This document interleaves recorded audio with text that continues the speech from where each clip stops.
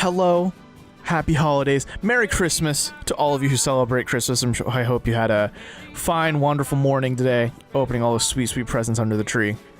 This is episode 5, day 5 of the 10 Days of Tiny Disc for December 25th. I'm Robert Scarpanito. I'm joined here by Jack Spada. I'm passing on that Yuletide pleasure to y'all out there in the internet, and I hope that you are wearing those flappy pajamas with the butt flap in the back, and the fire is going, and the tree is there, and the cat is eating the tinsel and pooping it out, and I hope you're just building those great Christmas memories, everybody. Bong bong. The way you guys are looking at me. What the fuck Christmas memories do you have? Like, the first thing I think of is not butt flaps, my friend. You know the pajamas I'm talking about? Like I do, but the word butt flap is not synonymous with Christmas. I don't know. Okay, we're just renaming this episode to Merry Butt Flaps. Merry How about butt that? flaps. We also have Colin Sparling here. What's going on, everybody? How you doing? Merry Christmas. I wonder if you guys are as sleep deprived as I am, because every Christmas Eve, and I have a history of this to a T, I can never, ever sleep on Christmas Eve because I'm a fucking child on the inside. And I just get so giddy and excited every Christmas. Even if I know I'm not getting anything like, that special under the Christmas tree. I just love everything about Christmas. I don't care, forget all the Hallmark bullshit. I like spending time with my family. I like opening presents. I like, listen to my mom hack her lungs out in the morning as she gets out of bed, make her cup of coffee, and begrudgingly take the dog out before, as she waits, it makes us wait to open presents. It's pretty great. Yeah, no, I get it. I like staying up too. Because I believe that I can one day catch Santa in the act, my my parents fed us that bullshit so hard. The act, like kissing your mom? Like the song? No, just catching Santa, breaking and entering. I finally get him for his millions of B&Es. Like, literally millions. One day. His what? His what? Breaking and enterings. Oh, trespassing. Sons of bitch. Billions. Yeah, he's a criminal. In the Santa Claus, they solved the whole problem of, like, how the fuck does Santa Claus get in there if your house doesn't have a chimney? And Tim Allen's like, nah, dude, fuck you. We make one. If you build it, I will come. Yeah. No, we're gonna use some shitty CG magic, and we're gonna create a fucking fireplace in a chimney in your house for the next 10 minutes. We lived in a townhouse style apartment that was like in the middle of the building, so we weren't even on the edge, and we didn't have a real fireplace, but we did have like a chimney facade in our, like a fake like chimney, just like the fireplace looking thing in our apartment. And now growing up, I realize how weird that is to have something like that in your house. But that's what we hung our stockings on and everything. And my mom would bake a bunch of cookies, and she would leave them out for Santa, quote unquote, and then she would take a bite out of one, and then we'd wake up in the morning like, oh, Santa had some. Oh man, he's here.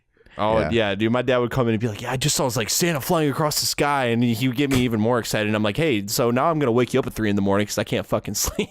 That's the power of Santa, right? He can surprise everyone, and that's what we're gonna be talking about today. We're gonna be talking about the biggest surprise of 2017 in gaming. It was a game that made us go like, whoa. We did not expect this, and we're so happy about it in whatever way that it makes us happy, right? We keep talking about 2017. It was a very, very, very strong game for video games. Strong year for video games. Strong game for video games. All the games. No, sorry. It was a strong year for video games, and the game had a really strong year. There were some huge surprises, and we're going to celebrate those today. Yes. So your nominees for best biggest surprise are as follows: Nier, Automata; Hellblade, Automata; Senua's Sacrifice; Sonic Mania; PlayerUnknown's Battlegrounds; Star Fox 2; and Metroid: Samus Returns. So we've been doing this a few days now, and we're seeing some familiar names, but we're also seeing for the first time on the 10 Days of Tiny Disc some new names coming out, right? Yeah. First time we've heard PlayerUnknown's Battlegrounds. First time we've heard Sonic Mania, Star Fox 2, and Hellblade. Yeah, absolutely. Yeah, so I'm excited to kind of get into it here. So let's Well, we should We've probably been doing this for 5 days now, and I've been wearing this homemade sweater for 5 days, and it's getting real itchy. Yeah, it has you strapped to the chair. You can't get up until we're done. I can't. I'm just glued. His sweater has become sentient now and is just holding him hostage. It's slowly, the turtleneck is slowly getting tighter and tighter around my neck. I look like the stepdad from the Santa Claus. There you go.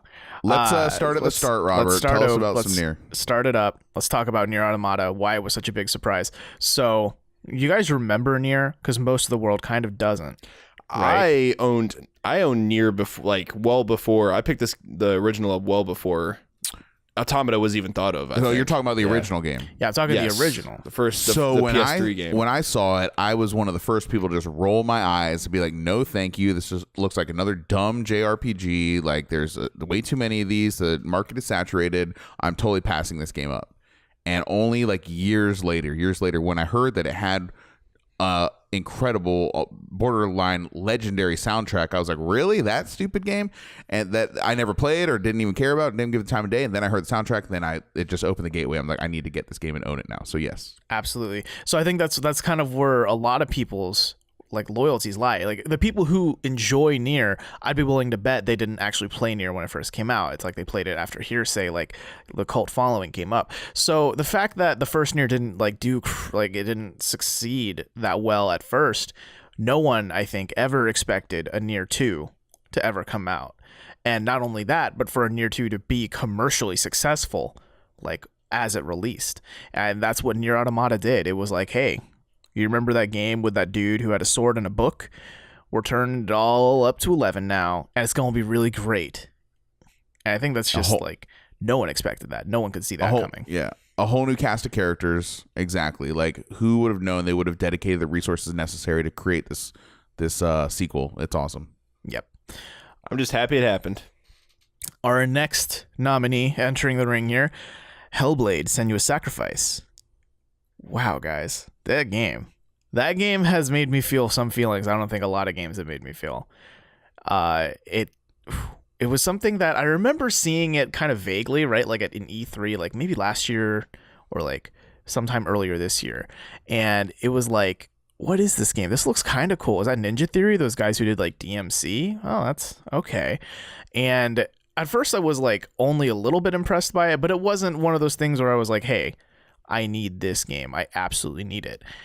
And then, it was getting closer to its release, and then some more trailers came out, and then some more information about the game came out, and it was like such a surprise to see a game that's so like it's a hack and slasher in a way, but it's tackling these really, dark and deep issues that I think it handles it very well. But it's like you don't really see games that often tackle things like, dementia, right, and psychosis.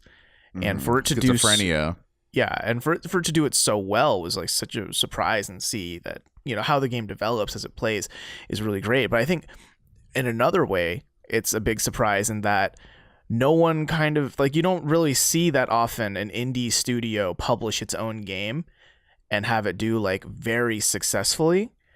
But that's what Ninja Theory did. They made this game that like could look AAA, but sold it for $30.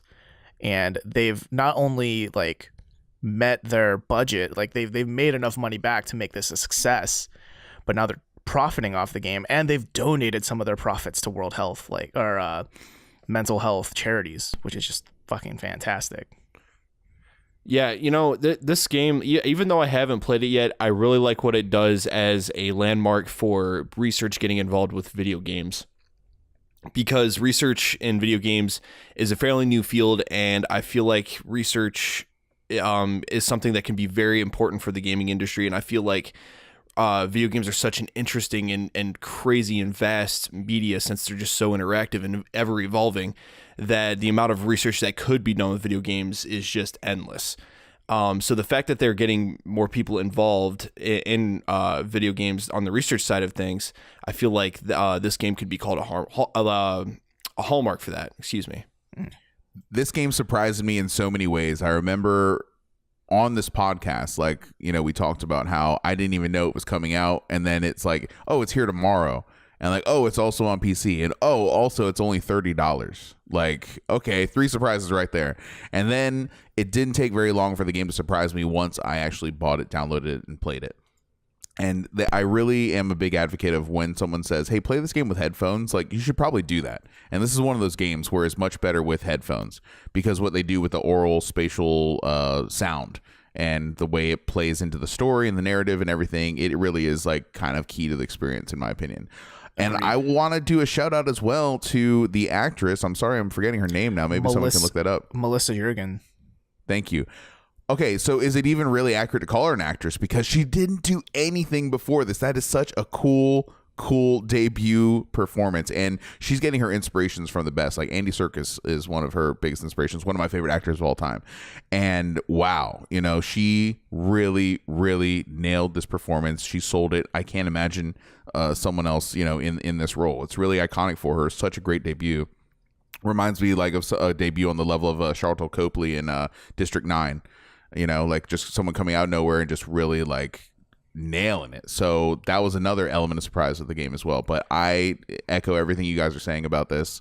I am really in love with the game. It's not too long. You know, it's about what, 10 hours or so? 7, 8. I would say. 7, 8. Yeah. You know, so you could do that and you could marathon in a day. But man, it is a wholly unique experience.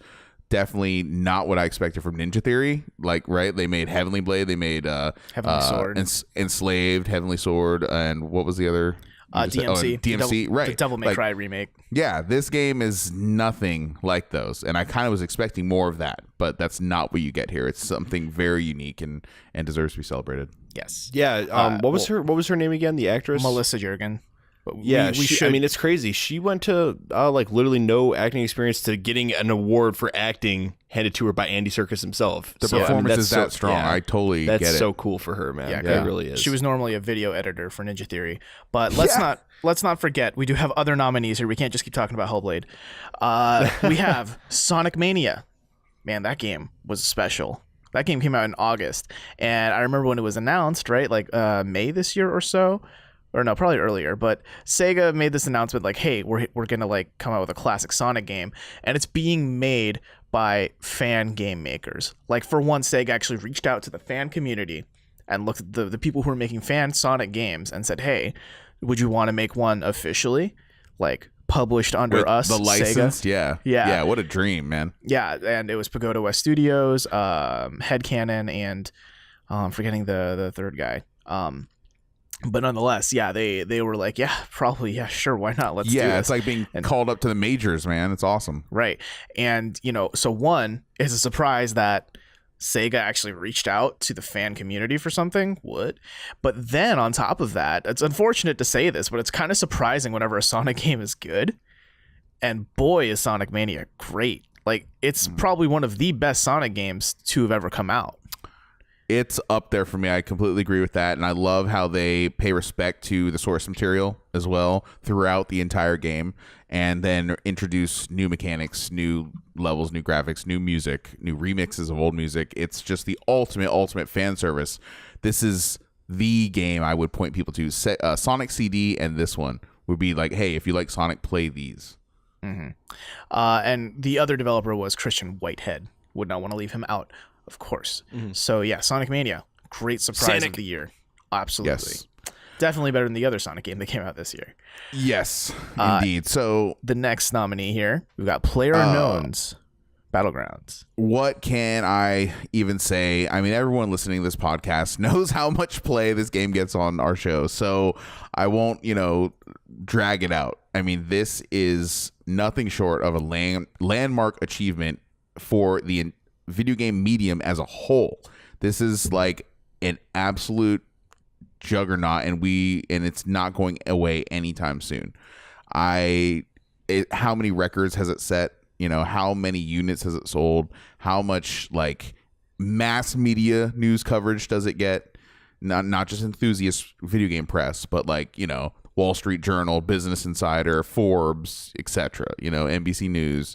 Like, this game is just massive in scale, and I don't know. I don't know what else to say. I'm kind of speechless about it. But whoever could have seen this coming? Like a early access game that is based on a mod roughly of like H1Z1 and Arma 3.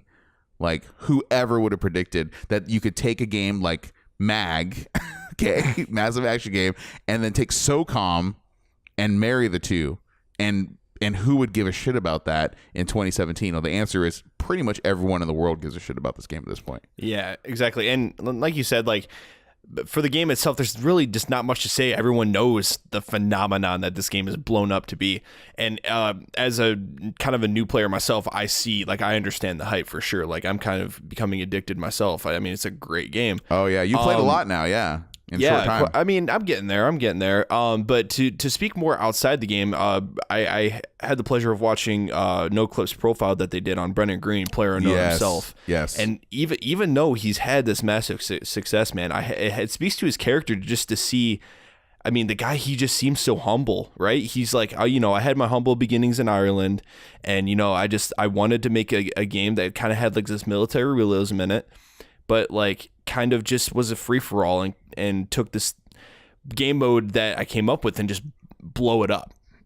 And that's what he did, man. And it's the biggest thing in the world right now. And it's incredible. Yes. And I think that one achievement of this game that deserves to be vocalized is that what I feel like from watching that No Clip documentary as well is that the real magic here, the real secret sauce of this game is that it is the perfect balance and marriage of simplicity and complexity in all the right areas. They are simple in premise, simple in concept. However, there is complexity when you get to the drops, when you get to certain nuances of the vehicle, when you get to the weapon attachments and scopes and things like that. There's certain complexity there. So it's all in the right spot. It's all where it needs to be to hit this critical mass.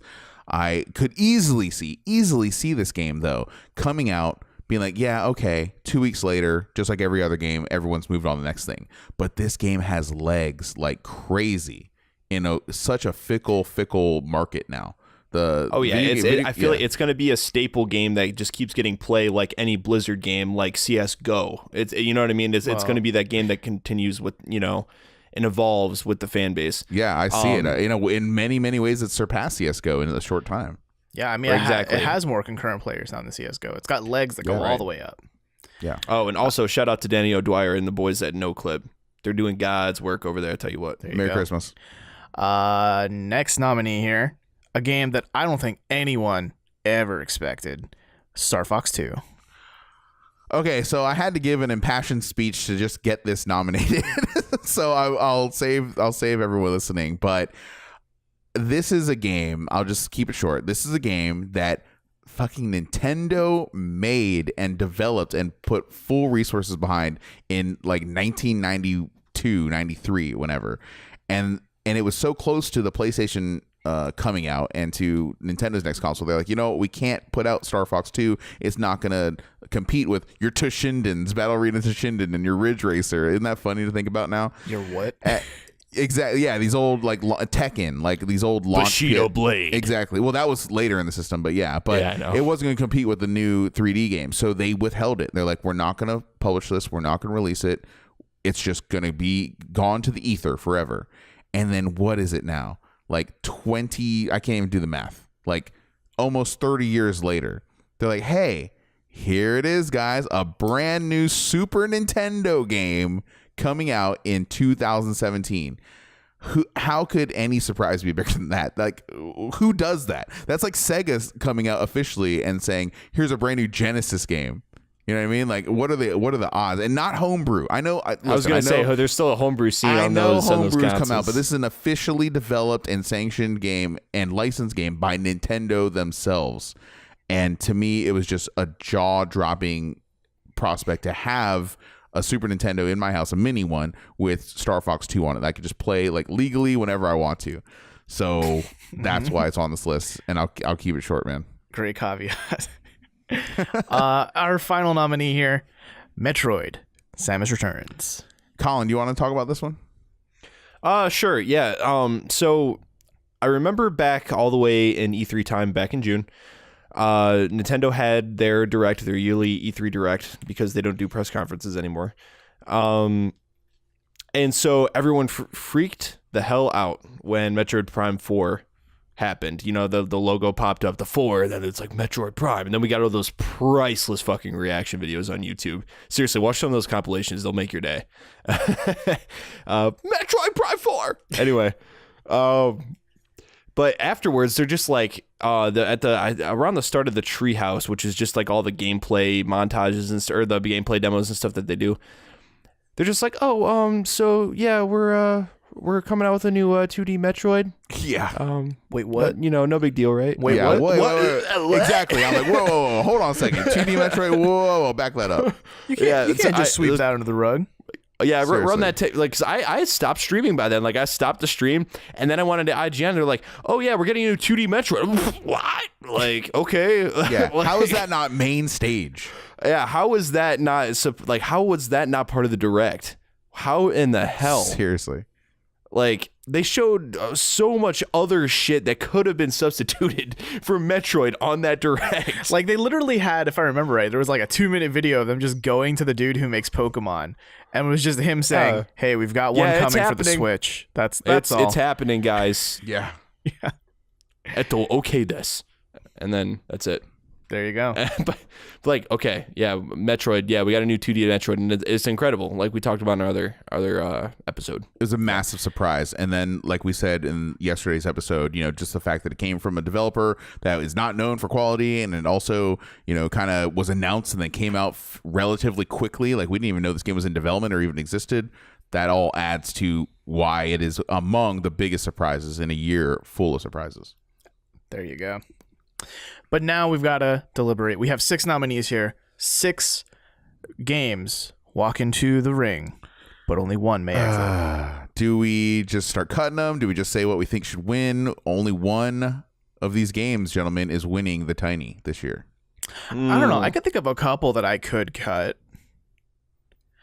In terms of biggest, the greatest, the most wonderfulest surprised, I'd probably cut Sonic Mania. Whoa, really? Really? Dude, Sonic has been so bad for so long, in my opinion. What, you didn't like Sonic 06?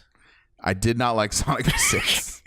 Sonic has not been good. This is a reason for me to get behind some Sonic, man. They made 2D Sonic playable by making it widescreen.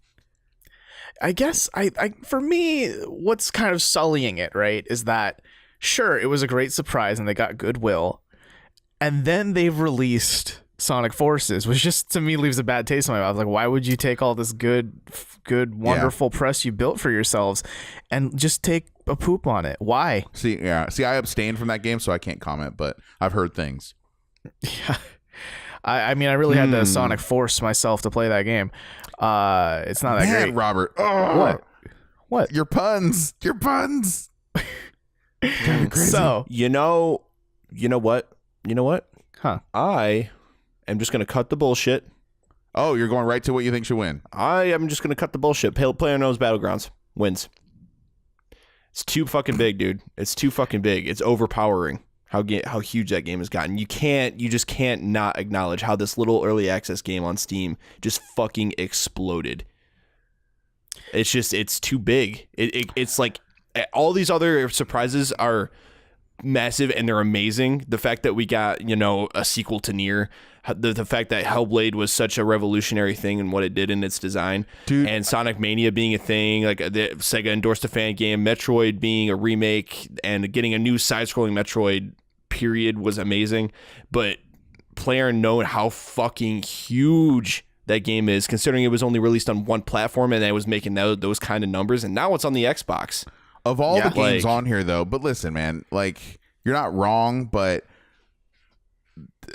the fact that Nier, of all the games last generation, Nier got a sequel, and all the games that were, quote unquote, much better games that will never see another sequel. Like, I just think, don't understate that. I mean, in today's world. Oh, right? I'm not. No, yeah. Like, it was a massive surprise, and I think among one of my favorite games this entire year as well, because that's the thing about the first Nier. The gameplay is not that great. It's novel, but it's not that good. I think the gameplay is very good in Nier Automata. I still can't say it. Nier Automata. Automata. Yes, tomato. See, I think I kind of agree with PlayerUnknown's Battlegrounds being such getting the tiny for this, only because what it does is that it consistently surprised people throughout the year. I think it wasn't there was the initial surprise of like, whoa, you hear about this battle royale game, it's really good, and then you have the whoa, like more people are playing this than CS:GO, dude, like what is this? And then you have more people are playing this than CS:GO and Dota on Steam. Right. Like, that's insane. There was a span within a couple months where we couldn't shut the fuck up about the game because it kept making headlines. And can I point out, this game hasn't gone on sale once in year of our Lord 2017. It never will. It $30 $30 forever. Yeah, it'll never go on sale. Maybe 2-3 years down the road it might go on sale. Maybe. Yeah, and it's still racking up these huge sale profits. But yeah, guys, and it totally seemed like one of those games that would come in with a bang for a little bit and then go out with a whimper. But it wasn't. But guys. Yes, Jack. Star Fox 2, though. Okay, so the reason I don't like Star Fox 2 is, sure, it was a surprise that, like, whoa, you're our Lord 2017, there's still an SNES game coming out? What? But I don't even know if that game's good or not, because the story here is that it came out, not it came out and it's good or it came out and it's bad. It's just, it happened. It happened. It actually happened. I'm not trying to make this like let's tear down all these great games, because these are all great games. That's why they're on this list. We're trying to come up with a winner. I'm not trying to be like, oh, tell me all the things that suck about Star Fox 2. I'm just saying that a new Super Nintendo game came out this year by Nintendo. The makers of the Switch. They could do whatever they want with their money, and they chose to bring out Star Fox 2. They had to put resources behind this. I to be honest, it's just like whoever expected that. No one. Everyone saw this the SNES Classic, the mini console coming out. Everyone knew that was coming because of the success of the NES Classic, but no one ever anticipated Star Fox 2 would ever see the light of day. For literally decades before you were born, this game was not out. I don't know. I guess for me, it's just like I keep thinking of the tail end of all these games, and all these nominees, Nier, Hellblade, Sonic Mania, PUBG, Metroid, have a tail of some kind. Whereas with Sonic, I think the surprise began and ended when they said it's coming out. Okay, what about you, Colin? You're awful quiet over there. I don't know. I mean, I'm still sticking with my guns with PUBG. I mean, I think I've pretty much said my case. I just none of these games are making the numbers like PUBG's making, and the fact that it's coming to Xbox now is only going to increase those numbers. You mean increased because this is live. Oh, right. Yeah, it's out by now, isn't it? This is totally live. Yeah, it came out the 20th. Came out on my birthday, the 20th. Right, exactly. So, all right, man. So I mean, just in comparison, like the numbers that PUBG is getting is making some of these games look niche, however the fuck you say that word. I can Automata. see the writing. Yeah, I can see the writing on the. I can see Automata. I can see the writing on the wall, and this is honestly PUBG's like category to lose. This is its category. This is where it's celebrated. No one could ever have predicted what has happened and what is happening with this game, and especially Blue Hole, and especially PlayerUnknown himself. Would be the last people to predict what's happened, and it has just taken over the industry in a way that is rarely seen, in a way that almost dwarfs Rocket League in a weird way. Like it's up there with the heavy hitters, and it's going to be here for a long time. Like, we are in PUBG's world now, make no mistake. And wait, I take it back. Rocket League coming to Switch, biggest surprise 2016. There you go. Bookend it. There it is. Done. Mario hats. But no, I am with you guys. I am with you guys. Absolutely. We stand resolute. The Tiny Disc Podcast has spoken, and shall we announce it officially now? I'm going to Control B, bold it. It's in the books, guys. The biggest surprise of 2017 is PlayerUnknown's Battlegrounds. Congrats. You did it, Brennan Green. You did it, man. Can I just say, I don't think I've ever heard anyone say PlayerUnknown's or PlayerUnknown without himself at the end. it's like it's hard to say like, oh yeah, I know PlayerUnknown. It's like no, PlayerUnknown himself. You know what I mean? Like Brandon Green, PlayerUnknown himself has said I don't know this. if you did you watch the No Clip documentary, Robert? Yeah. Yeah, so the part where he's like, yeah, so there was a dude that came to a convention or whatever, and I was there, and it was obvious that he was a huge PUBG fan, and he was like all decked out in the full like military gear and everything, and you could totally tell he was cosplaying. He's like, yeah, I'm a huge PUBG fan, and he totally didn't recognize who I was because I had Brennan Green on my name tag. He didn't have PlayerUnknown. He was talking to the dude. He's like, I'm a huge loving like the series, and he had no idea. Still to this day, I don't think he knew. He's the most unknown player. It's very true. He lives up to his name. That's how unknown the man is. PlayerUnknown himself. He's this generation's Notch. Yeah, kind of. Basically, I can't wait to see racist tweets from him in 6 years. Wow. Slander the man on the day we hand him the tiny. There you go. We've given the tiny to PlayerUnknown's Battlegrounds. This is your gift, yeah. Yeah. Merry Christmas. That wraps it up. That wraps it up for us. Well, after you've unwrapped your presents. Present joke, Jesus. Yep. Oh, on the day of our Lord Jesus. Yes. Happy birthday to you, sir. Yes, sir. Tune in tomorrow where we're going to talk about some of the maybe not so good moments. You know, we're going to have some little downtime after this happy festive day. Way to sell our show. It's not going to be downtime. This is going to be I'm looking very forward to tomorrow. I'm looking forward to it too, but I'm talking about like us reflecting on the game industry. This ain't going to make the game industry look that great. It's going to make it look pretty bad. Make sure you tune in tomorrow. It is going to, I promise you, it's going to be a great episode. Oh, and we're going to talk about. We can just put on our episode tomorrow. We can both hate ourselves for eating, leftover Christmas food, Christmas leftovers. Okay. Yeah. I'm so looking forward to tomorrow. Let's cut the show. Let's go. Yes. And I want to get back to Christmas time. So I want to leave you with the name of tomorrow's award. Why can't you just be good? And the worst games of 2017. With that, we bid you adieu, and we'll see you tomorrow on another episode of the 10 Days of Tiny Disc. Ho, ho, ho. Merry Christmas.